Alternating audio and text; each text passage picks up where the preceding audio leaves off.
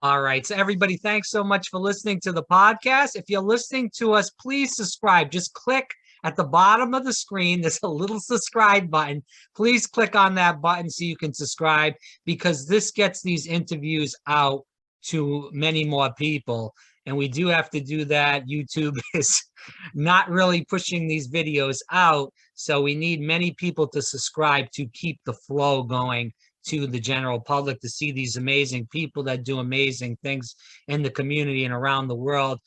We have Alia Pierson on, and she is from Briar Main Travel Boutique. She's going to be talking about Disneyland, Disney World, how we form trips in general, and how she does that. And also, we talked about this a little bit off the air, Leah. You really are amazing as far as making pastry. I mean, she truly makes beautiful Disney pastry, cookies, cakes, whatever it may be. And I'm going to advertise the YouTube channel. It's Confessions of a Pixie Traveler. Definitely check out her YouTube channel. There's so much as far as how you make these beautiful Disney treats in general that we see in the parks daily. But Alia Pierson, thanks so much for coming on. I appreciate what you're doing for people. Absolutely. Thank you so much for having me. I appreciate it. All right, so let's talk about what made you go into this type of work of making people's dreams come true, no pun intended. Yeah, I've been working in the industry, the wedding and travel and event industry since 2000. So I was right out of high school. I was working at Seaworld San Diego as a performer. I even auditioned for Disneyland at one point. I was working at Legoland as a performer as well. So I have an acting background. So the whole idea of creating memories and special events for people was just kind of innate for myself. I actually had a wedding cake business for a while. And that was right after my acting career, a little bit after I graduated college, and I was still performing. But once I started having kids, I delved into the world of pastry, and that kind of kept my creative juices going. And so I have 4 children, and 2 of which I had 2 years apart. And then my last 2 were twins. So they were a little surprised. And during that time, I was really down, like physically down. I couldn't really stand very often, long periods of time to do cakes. So I was really looking at other opportunities to, just be creative. And I loved traveling. That's what gets us into this industry most of the time. And I loved Disney because I grew up in Southern California. I was at Disneyland all the time. And I had a friend that was in the industry, and she kind of introduced me to it, and I asked her for more info. And that's how I started as a Disney travel specialist. That was my main focus. And then flash forward, that was back in 2015. I launched Briar Main in 2019.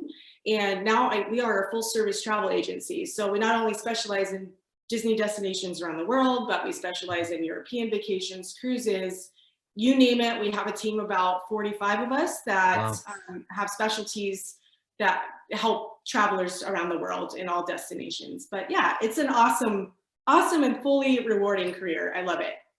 Briar Main Travel, I know you said that you guys started back in 2019. Yeah. And you said this started basically, I guess you kind of already spoke about so I guess we don't really have to do that question. Yeah. Because you kind of already went through that. Yeah. But I'll edit that part out. But let's talk about the pandemic. So obviously we all didn't think there was going to be a pandemic. We all wish that there was never a pandemic, but it did happen, and it's still somewhat going on.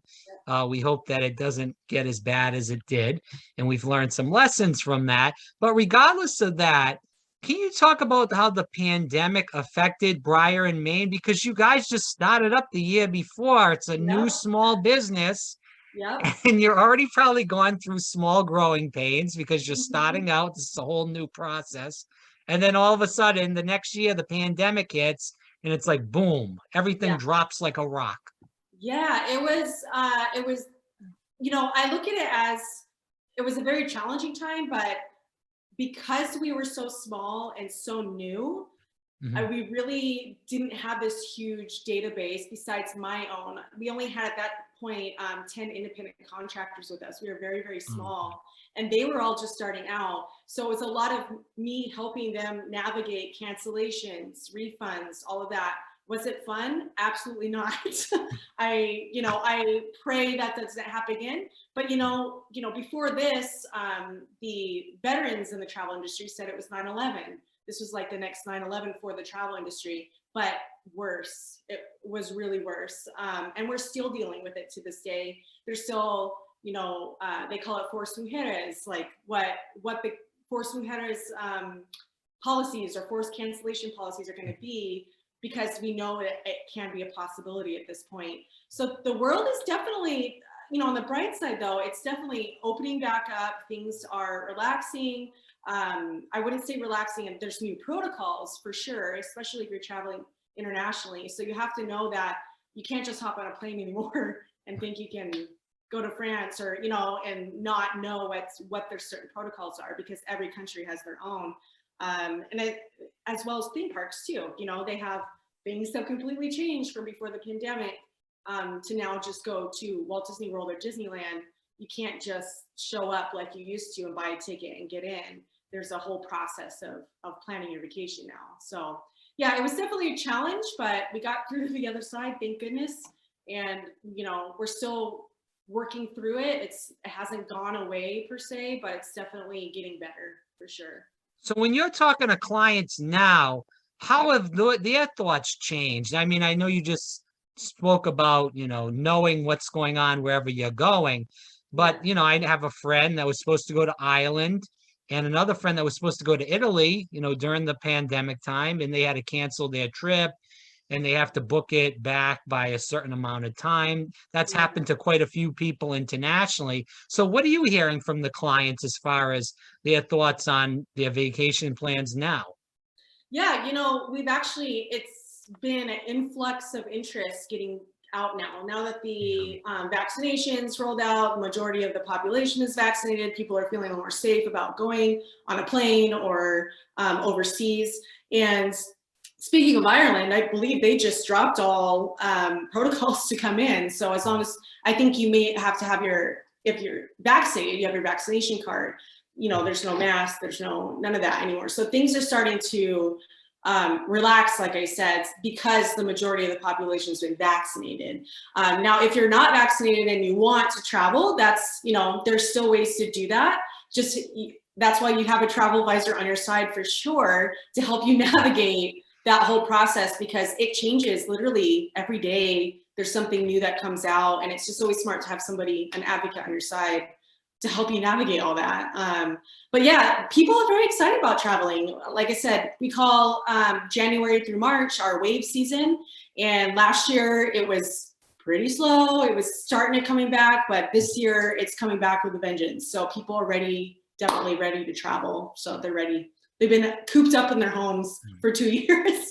They're ready to get out again. So yeah, that's what we've been hearing so far. Alia Pierson here. She's with Briar Main Travel Boutique. Definitely check them out. As we keep going into the interview, Alina, we have the war of Ukraine going on right now. We have high inflation across the country, high gas, high food, high everything right now, as far as that goes. And then COVID is settling down, but we don't know what could happen the next week, the next year.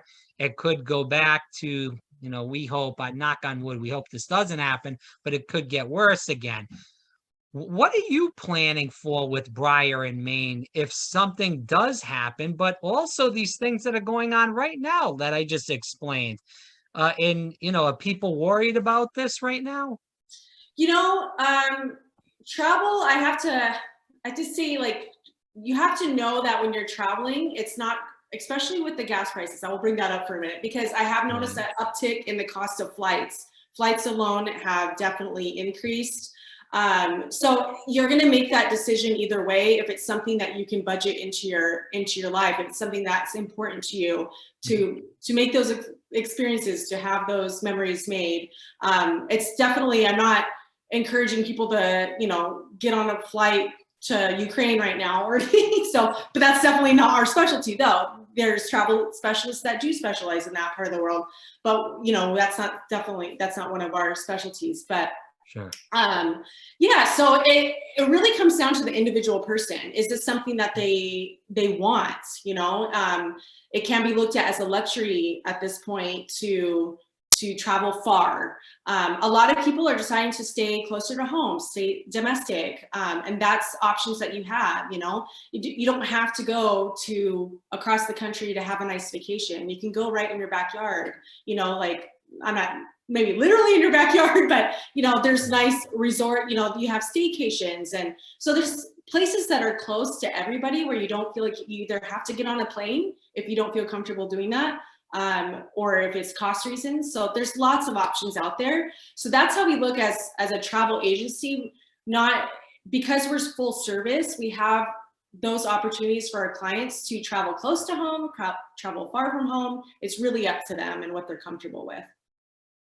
When dealing with the clients, where are you seeing that they're mostly going towards? Is it, you know, Orlando? Is it somewhere else? Is it, you know, out of the country? Where are you seeing most people travel to right now? Yeah, the majority of our clients, I will say for Briar Main, is definitely to Orlando or California. Those are our two main spots that people travel to. But we do have travel specialists that they only specialize in the Caribbean. And so and there are people traveling. And Hawaii, the Safe Travels program, before their program, you had to either be vaccinated or have your negative COVID tests within a certain time before you can get on the airplane to go there. That Safe Travels program is ending March 25th. So I'm foreseeing a lot of people wanting to go back to Hawaii because it's a little easier to get there now. So yeah, that's how we've kind of like prepped for all this. And yeah, that's where the majority of our clients are going right now. My question is that when you're working with these clients, you know, obviously most of them probably have families, but there are some people that go to Disney that, you know, are adults and they just want them and their significant other to go and have a good time with. When you're planning with these families, what are the first few steps that you kind of talk to them about? Yeah, so we try to schedule a consultation with them to really go over what they're looking for in that experience. So we're not a big box booking engine where you have these, you know, cookie cutter trips. So we really take each family or couple or single traveler, you know, really customize an experience around them and what they're looking for, whether it's budget, do they want a luxe experience, do they want a family friendly experience? All of that goes into that consultation. And then after that, we curate itineraries for them based off of that conversation. And so that's how we start the process. And then with Disney, it's become a little more complicated. So you have an online portion that we help them get coordinated with the apps and getting their dining reservations. There's a certain time frame that opens up that they can book, and you have to get up at a certain time if you want certain dining experiences. So that is all inclusive in our services that we help our clients with. That's not to say we also have planning guides. Well, on a lot of our agents, all they do is Disney and Universal, and they've curated these beautiful planning guides for our clients that really walk them through everything you could possibly think of.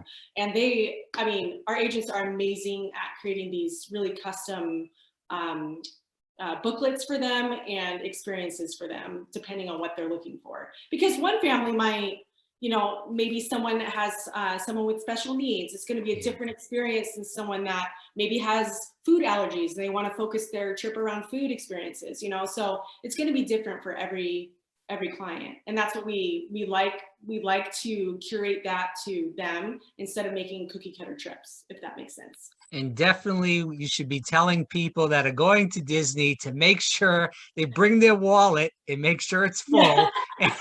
And also to make sure that they bring a phone charger, because they're going to be using their My Disney Experience app very much. And if they don't bring a phone charger, they're pretty much screwed, in plain English. Yes. And they have ones. I think you can buy them if yours dies, they have little, they're Right. pod chargers, I think, that Yeah, they yeah. No, you're right. like $30 or something there. So Right. yeah, there's definitely ways to keep your phone charged, but definitely, yeah, you want to have that phone charged. Yeah. Right. So I want to get into a lot of these questions because we did get a lot of these audience questions. So I'm going to mix them because some of these I did want to ask, but they also pushed for this also. So let's kick this around. You know, we just talked about keeping that. You need to keep your wallet full at Disney and make sure when you go there, keeping that full. How can people, and when you're talking to them as clients, Mhm. save money on these Disney vacations? Because you could be dealing with people that have a lot of money, people that are middle class, and maybe Yeah. people that are in the, lower to middle class in general. So what are you telling your clients that want to save money at Disney? What are those kind of few tips maybe you would give them if you could? Yeah. So the first tip I have is definitely book early. Book in advance. They usually open up about a year in advance for Walt Disney World. So once you get in touch with whoever is planning your trip, or if you're doing it by yourself, you want to book out as early as you can, so you have that time to save. It only takes a $200 deposit for Disney vacations to book it. That includes your tickets, your accommodations. Hopefully, if dining plans ever return, that would include that all-inclusive type feel package, and it's $200 down to hold it. Then the nice thing about Disney is that you can make payments, even Universal, you can make payments as often as you want. The full payment's not due until 30 days before. So that's my biggest piece of advice, is to start early, so you know exactly how much you're spending, and you plan accordingly. The other thing is, for myself, I literally have a little I need a vacation like fun jar over here. Anytime I have extra change, anything goes in there. That's something that I learned as a kid, though. We always had a Oh, vacation good, jar. yeah, good We throw our points. change in there, and that could be like your tree money and Mhm. souvenir money that you can bring with you. The other thing is, there's lots of ways you could start asking your friends and families for Disney gift cards, especially if it's like a honeymoon or something. If you're doing a Disney moon, we call them Disney moons for honeymoons. Put that on your registry as something that you'd be interested in having for your honeymoon. So Disney cards, Disney gift cards. So those are a couple ways. Like, the biggest thing I'd say is definitely plan early, so you know exactly what you're spending. And that's the nice thing about seeing those Disney packages put all together. You know exactly what you're spending for the accommodations, tickets, and then you kind of start saving on the side for treats, souvenirs, and all the above, and as well as flights too. So Right. just having a better idea. So you went to Disneyland as a child. You still probably go there a lot more often since you're closer to there than, Yeah. than I am, obviously being in Orlando. With that said, what are the good times to go to Disneyland and also to Disney World that you Yeah. saw?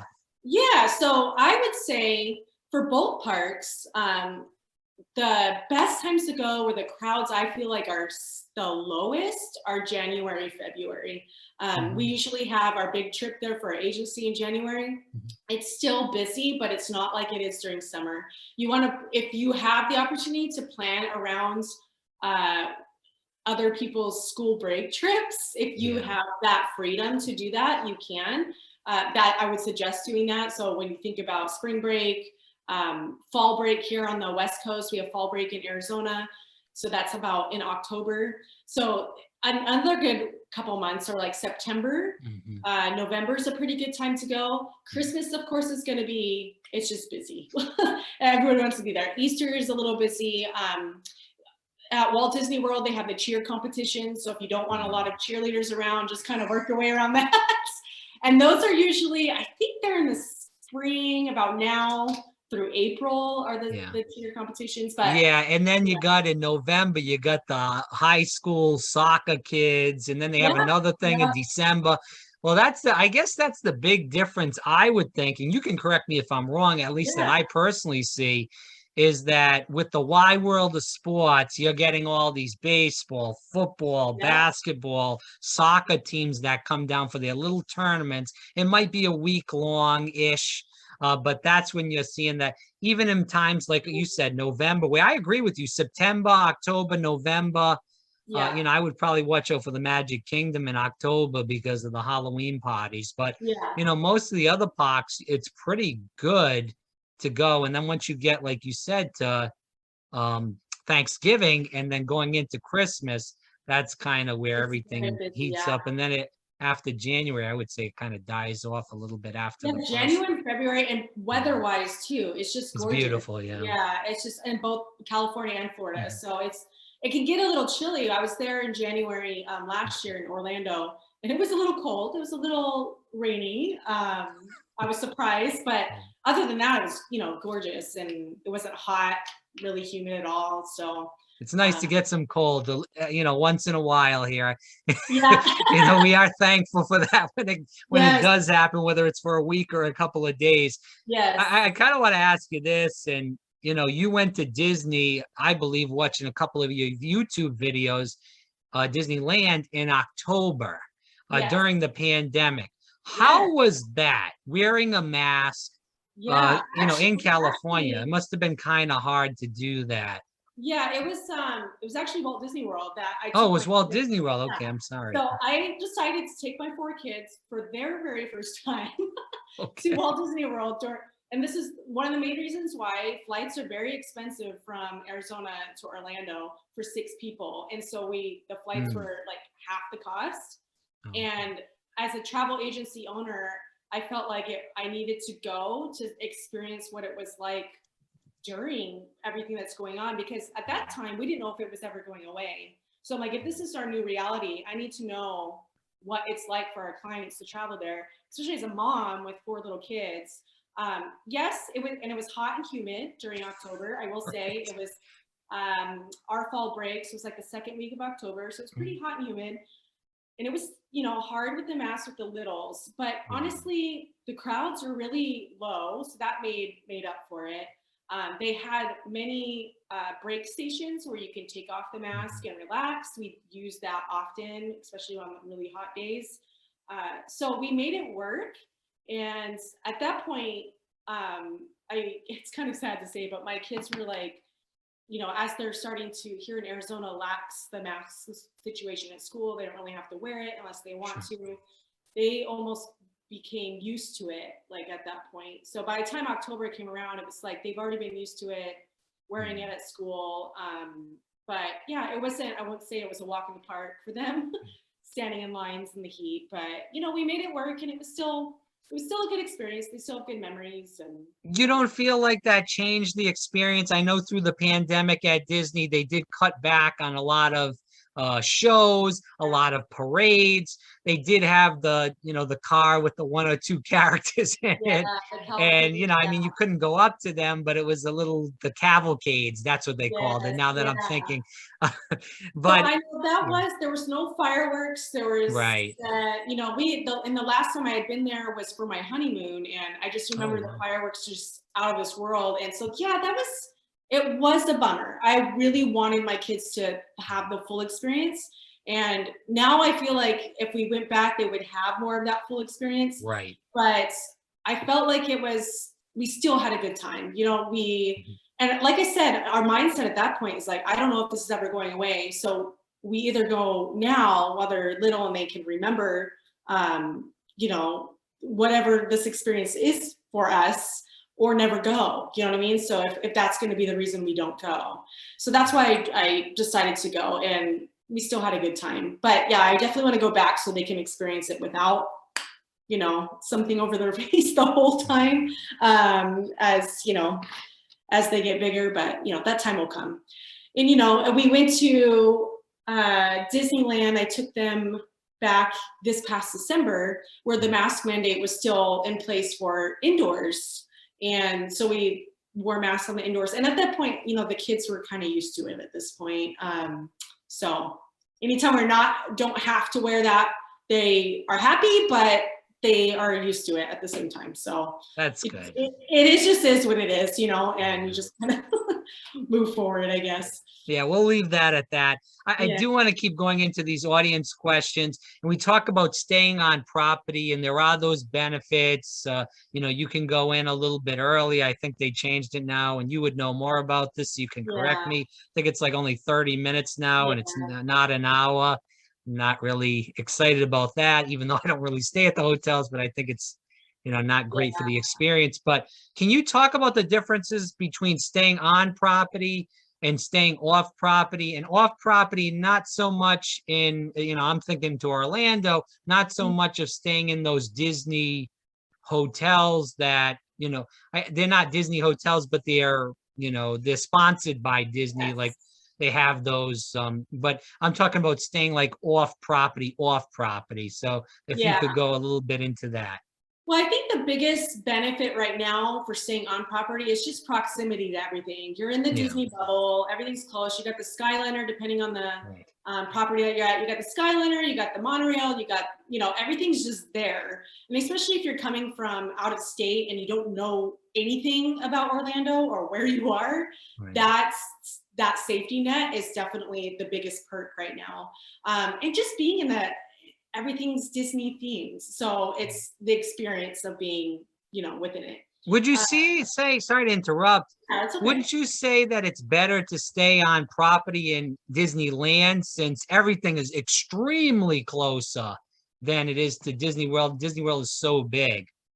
Yeah, actually Disneyland, a lot of they only have 3 resort properties, and they are very, very close. Like Disneyland or Disneyland Hotel, you literally walk out the door and you're in downtown Disney, and then there's the front of the parks. So it's a completely different experience at Disneyland.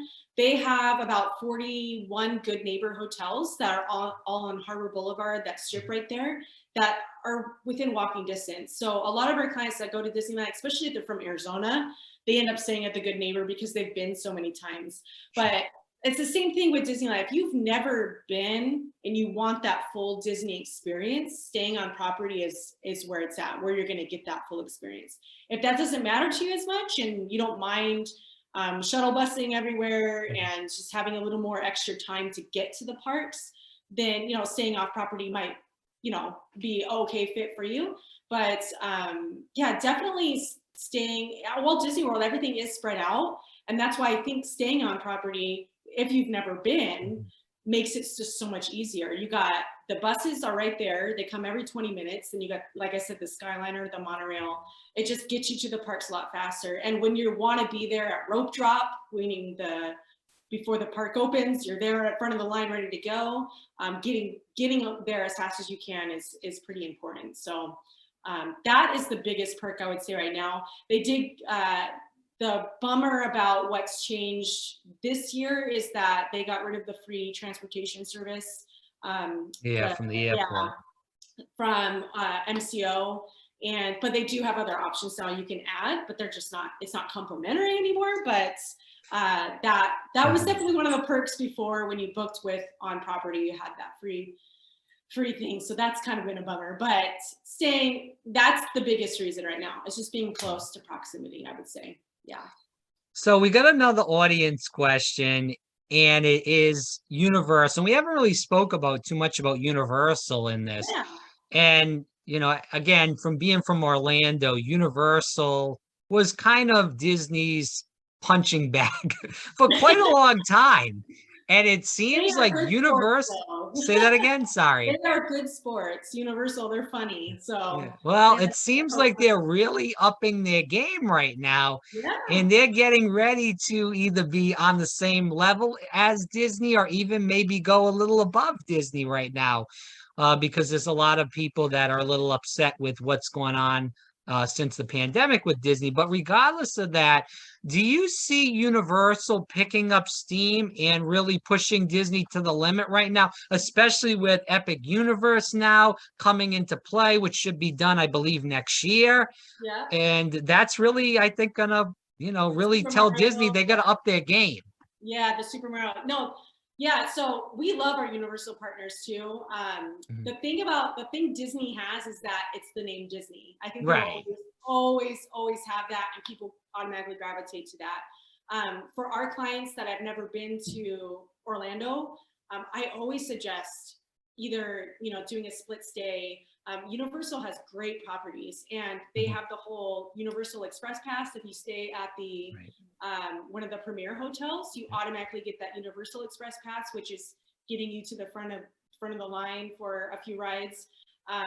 That's automatically included, and so that's definitely something that they have that I wish Disney had something similar to that. They just don't. But yeah, they're definitely, the experience is there. If you're into Harry Potter, if you're into Jurassic Park, I mean, it's a pretty awesome visit. And if you like thrill rides, that thrill rides are there definitely. There's just more to choose from there.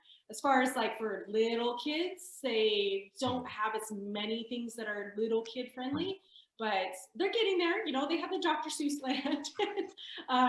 There's Minions and Simpsons, although little kids won't understand the Simpsons too much, but it's definitely, and they're just great to work with on our end. They're great to work with as well. And they really, take care of their guests for sure. I agree with that. And haven't been to Universal since 2011. I will say that, but I do follow what's going on there. And I'm all for competition. I think that's how we make things better in the world. The more competition, the better.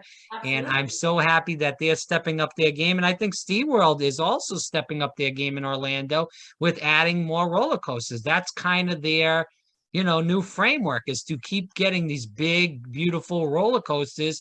And I think that's great too, because maybe they can stop putting a little bit more pressure on Universal and Disney also. And I think that would be great too. Yeah. So. Yeah. I do want to get into this, and this has been a hot topic for about, I would say maybe 5 or 6 months now since it launched. I think it launched a little bit less than that, but Disney Genie Plus. Yes. There's been, you say that.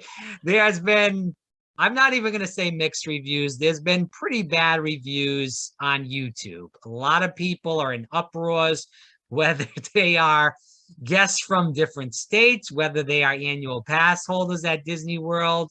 And I also want you to go in depth about how Fast Pass wasn't even at Disneyland.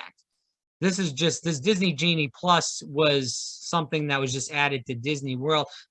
Disneyland had a totally different kind of Fast Pass system that was a pay scheme before Disney Genie launched is this year. So maybe you can go into that, what you're hearing as far as from guests that you work with about Disney Genie Plus, what you personally maybe think about it, and the difference between Disney Genie Plus and what is at Disneyland with, I don't know the name, so I won't even try to botch it.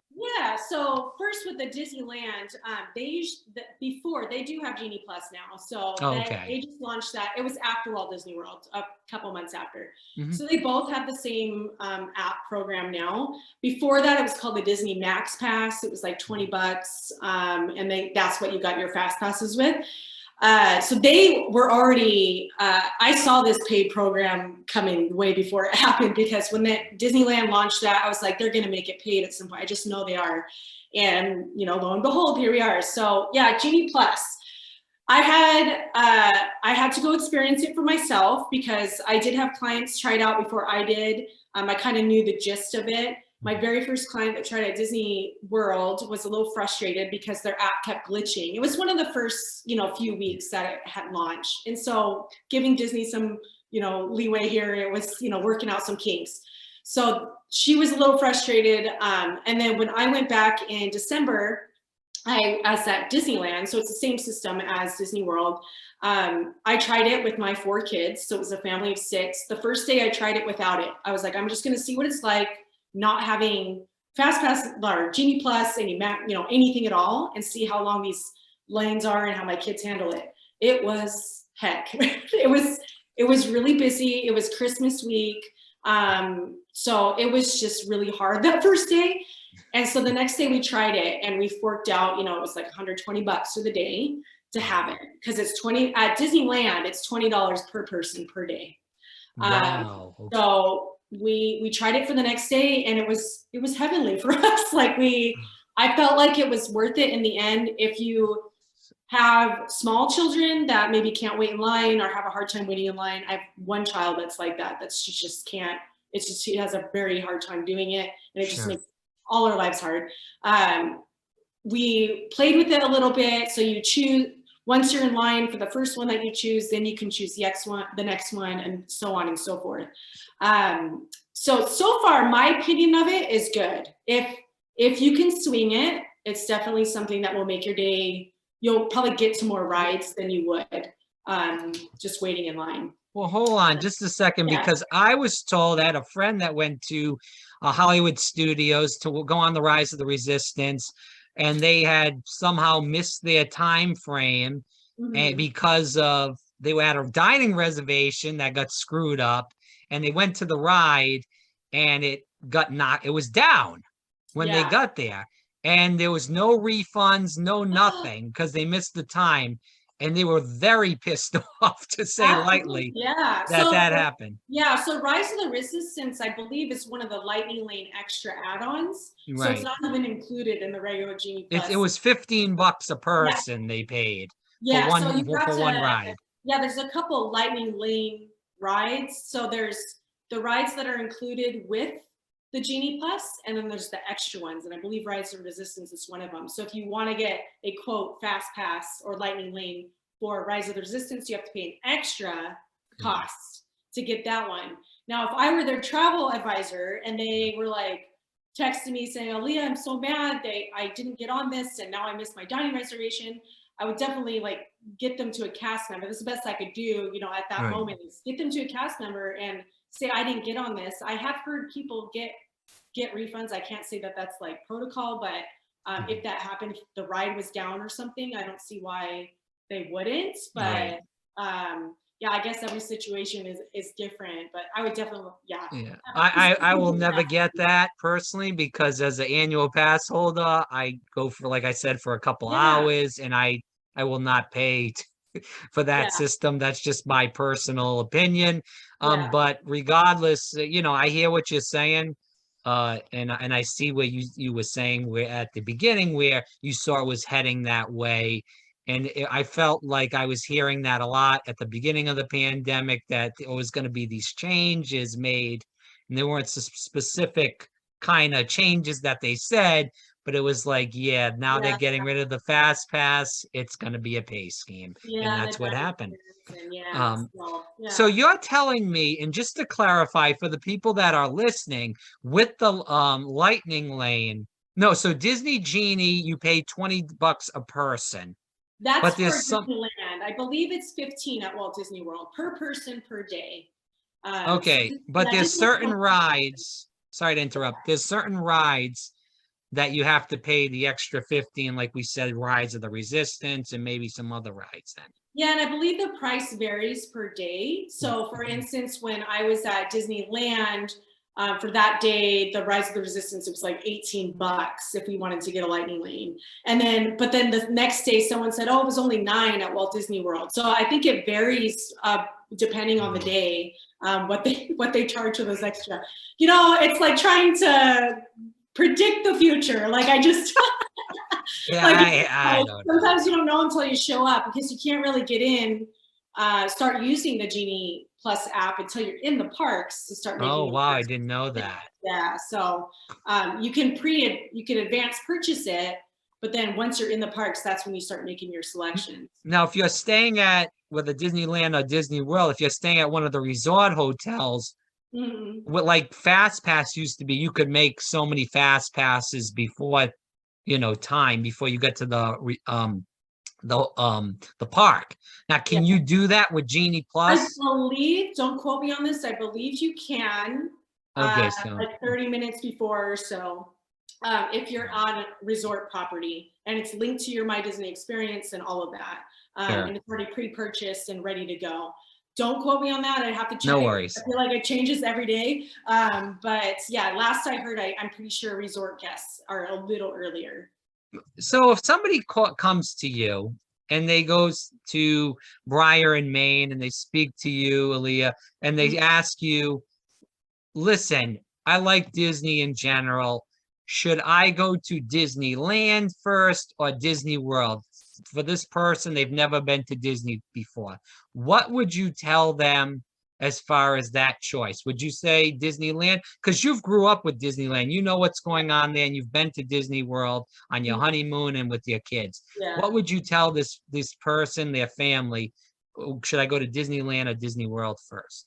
Well, my heart is always on the West Coast. So I will say Disneyland, if you're looking for that nostalgic place where Walt has walked and you can want to see Walt's where his little light on is in his office. If you were like a diehard Disney fan and you've never been, I would start at Disneyland.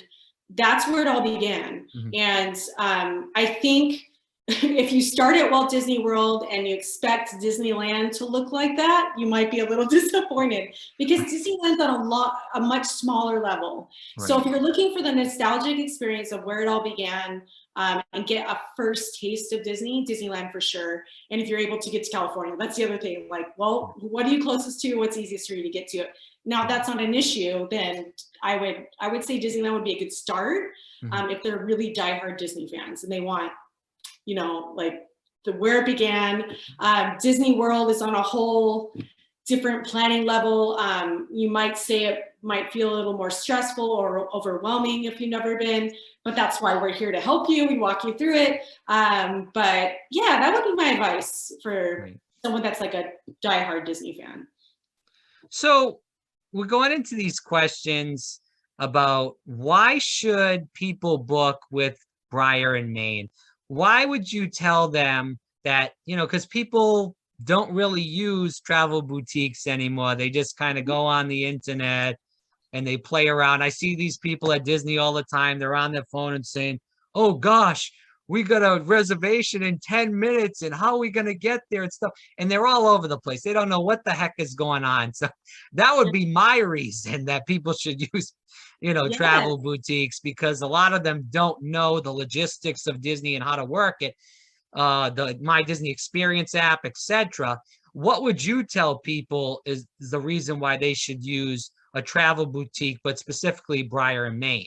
Yeah, so you said a couple good reasons in your question. So a lot of people don't know what is going on when they arrive, and our travel designers are specifically trained. We go there all the time. We do content trips. We're engulfed in travel and the experience for our clients so we can better advise them. So the biggest thing is travel advisors have been around for years and years and years. When the internet kind of came, and these online booking engines, it kind of, made business go down, but we are still standing, we are still here. And there are many, many clients that appreciate what we do. So I'll give a little precursor with that. But yes, definitely things have changed. I see people all the time in groups on social media say, I just showed up and I didn't know I had to have a park pass reservation. What is that? I just spent all this money and I flew here. No, this happens. I flew here from Michigan and I can't get into the parks now because they had no idea. They just thought it was the way it was before. And so we really take that in, that's what we do. We walk people every step of the way, whatever trip it is, whether it's Disney, Universal, going to Mexico, I've had clients that just went to Germany and they're going to Italy and Greece this summer. So there's different things that are going on in the world, especially now during this pandemic and, wars and, all that kind of stuff that you need to be prepared for. And just like you go to a CTA, your tax accountant, you can easily do your taxes by yourself, not easily, but you can do them by yourself. But some people appreciate that extra help of being walked through and knowing how to do it correctly. So that's why I would suggest coming to, a travel advisor. And then Briar Main, we've been, we're passionate about, especially about Disney. Disney is our bread and butter. Like, I will just be honest, that is our main, Disney and Universal, I will say. They are our main, destination that we plan for. We have about 45 agents and about, 90% of them, that's all they do is Disney. So we really know our Disney info and we're, constantly keeping up to date. And most people that are our clients, work full time, or they don't have time to sit on blogs all day and know what's going on. So we really take that pressure off them and we're coordinating an experience for them. So that would be my main that's always kind of my go-to. Just like just like you go to any specialist for anything. That's if you want someone that knows what they're doing and can guide you in the right direction. That's why we're here. Yeah, no, it's really important, especially for the people that, again, they haven't went to Disney, or maybe you haven't went to Disney in 4 or 5 years. A lot has changed, a lot. So you need to be Absolutely. with people that know what is going on. And like you said, that's your bread and butter, Disney and Universal, Yeah. and that's who you need to be around. Because if you Yeah. just do the trip by yourself, in the end, you may have good luck, and God bless you if you do, but Absolutely. Yeah. but you probably won't. Yeah, and even those that really enjoy planning themselves, first of all, we love that. We want to be an advocate for you. So you could definitely plan. You can plan as much or as little as you want in this whole process. It's not like we take over absolutely everything. We work with you. If you want us to Sure. take over everything, we can. If you want to do some portion of the planning, you totally can. You don't want to wait on hold for hours with Disney, that's where we come in at. So you don't have to do those annoying parts of travel planning. That's what we do for you. But yeah, and we just love what we do, so the joy comes through. So as we go to the end of the interview, I do want to tease this because, like I said, as a person that loves Disney and Mickey pretzels, and that Pluto cake that you did was truly amazing. And I know you do try to show that off. And again, I want to tease this. Confessions of Pixie Traveler on YouTube. Definitely check her out as far as that. So Alia, how did you get to do all these? It really is truly like you're at Disney when you look at these cakes, the Mickey pretzels that you make, the Jack Oh yeah, little cookies you made. How do you do this? Are you following a book? Is this something that you just, came about in your mind? Go ahead. yeah, when I stopped acting and I got into cake decorating, I just wanted to know how to do it. So from every YouTube channel, from every TV show I watch, books, I'm completely self-taught, honestly. Wow, My that's recipes impressive. are Yeah. self-taught. So yeah, and that blog, like I haven't really been on it often lately because I've been so busy with the travel agency, but that was a way, especially I think I launched that during the pandemic, of getting people not only to our travel website, but me expressing myself in a fun way that incorporates my two loves of Disney and food. So yeah, completely self-taught, but it's 13 years of doing it. So I always tell people, they're like, why can't I just whip up a cake like you? It's like, well, you should have seen my first cake or my first cookies. They were terrible. So don't ever, get down on yourself. But I still love what I do, and I do it on the side. But yeah, the travel agency is my main job. But yeah, I still do it on the side. So it's multiple talents. You can go to Alia for your travel needs and also for your cookie and cake needs. Yes, too. there you go. It's the side hustle. I hear you, Yes, but no, it truly is impressive. So how many times have you been to Disney? Oh gosh, Disneyland. I've been, I don't even know. I mean, I've been going since I was 4. And Right. I won't tell you how old I am. Well, like now. an estimate, in the hundreds, or I would say close to 100 probably times Disneyland. yeah. Well, Disney World, I personally only been twice at this point, but our agents have been, some of them have been like 30 times because they're a little closer to the East Coast. So I do rely on them a lot sometimes when I have questions for myself. But yeah, so we all of us come from, different levels of experience with different parks. I'm probably, out of the agency, the one that's been to Disneyland the most. That's because I grew up there. But yeah, so Disneyland, I know, like my second home for sure. So we'll end with this. What do you hope people learn from this interview, Alia? First thing is that, trip planning doesn't have to be stressful. There are people that help you do it. We are here. We're still very much in business. There's travel advisors. There's a plethora of them out there that specialize in different parts of the world. I try to take my position as, I guess you could say, the CEO of this agency, as also an advocate for the travel industry and for travel advisors. Like, I really love what we do and love how we help our clients. And I I'm always trying to lift the industry as much as I can every year and promote our travel advisors. Whether you're with Briar Main or with a different agency, you know, I just love what we do for our clients and the magic that we can help create for them. That would be the biggest thing I want everyone to take from this is that, you know, 2020 was very, very hard on our industry. We're coming back even stronger though, and I'm really just proud of where we were and where you come.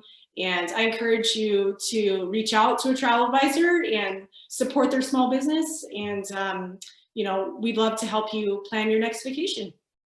Again, Briar Main Travel Boutique. Before you go, Alia, can you tell people where they can find more about you, the website, social media in general? What are all those links? Yeah, so our website is www.briarandmaintravelboutique.com. We're also on Instagram. It's Briar Main Travel Boutique. We're also on Facebook, Briar Main Travel Boutique LLC. You might find some of our travel advisors that have the same you know, handle with their name, but those are our main agency ones. But yeah, you can contact us on our website. We have quick quote forms if you want a quick quote from somebody. So there's lots of ways to contact us. All right, great. Again, Briar Main, Alia Pierson, thanks so much for your time. I appreciate how honest you were during this conversation, how easy it was to talk to you. So thanks so much for coming on. We should do this again down the road. Awesome. Yeah, thanks for having me. I appreciate it.